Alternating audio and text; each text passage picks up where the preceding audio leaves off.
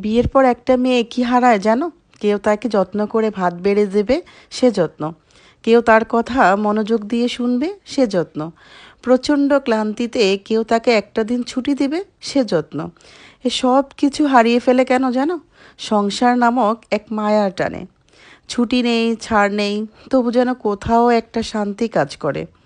যে কোনো মূল্যেই আমরা মেয়েরা এই সংসারটা আগলে ধরেই বেঁচে থাকতে চাই।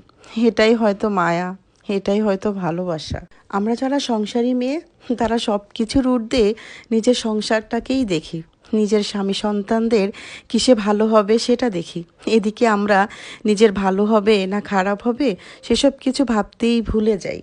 কবে যে নিজের ভালো করে যত্ন নিয়েছি সেটাই তো আমরা ভুলে যাই।